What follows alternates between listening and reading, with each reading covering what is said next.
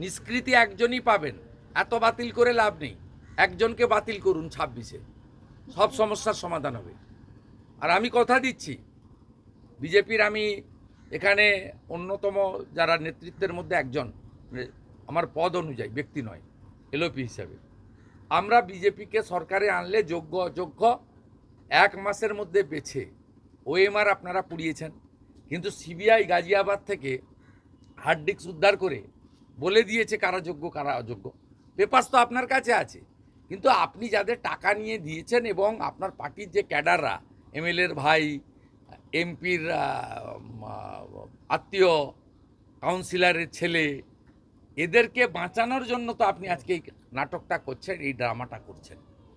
দাদা, কালকে রাত্রিবেলাতে বাইক বাহিনী গিয়ে উৎপাত করেছে এখানে, যে শিক্ষকরা করেছে, শিক্ষকরা তাড়াও করেছে। রাত্রি 2-2:30 পর্যন্ত আমি দেখেছি মহিলা শিক্ষিকারা তাড়া করেছে গুন্ডাদের। হ্যাটসঅপ টু আন্দোলনকারী, তারা মাথা নত করেনি। তারা এই গুন্ডা বাহিনীদের কাছে লাল চুল কানে দুল, যারা হামলা করতে এসেছিল তাদেরকে নিউ টাউন থেকে ভাড়া করে আনা হয়েছিল, তাদের তাড়া করা হয়েছে। আর এই সব্যসাচীর কোনো কাজ ছিল না, মমতা পাঠিয়েছে। এর আগে ভাঙড়ের পাওয়ার গ্রিড আন্দোলনে ভাঙড়ের গরিব কৃষক, তাদের উপর অত্যাচার করতে একে পাঠিয়েছিল। কামদুনিতে যখন ছাত্রী রেপ করে খুন করে, মৌসুমি টুম্পাদের আন্দোলন ভাঙার জন্য এ গেছিল, খিচুড়ি রান্না করছিল, আপনারা টিভিতে দেখিয়েছেন। মমতা ব্যানার্জি ওকে বিশ্বাস করে না। মমতা ব্যানার্জি কৃষ্ণা চক্রবর্তী, সুজিত বোসকে বিশ্বাস করে।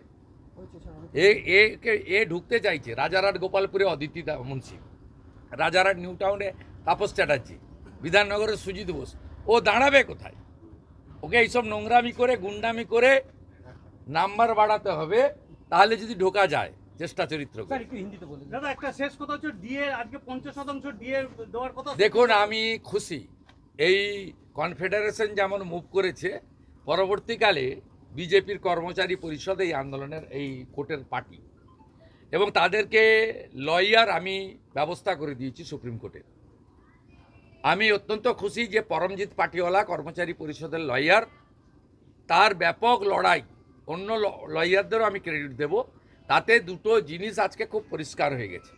যে মমতা ব্যানার্জি বলেছিল যে ডিএ অধিকার নয়, আজকে সুপ্রিম কোর্ট, সর্বোচ্চ আদালত বলে দিয়েছে ডিএ অধিকার।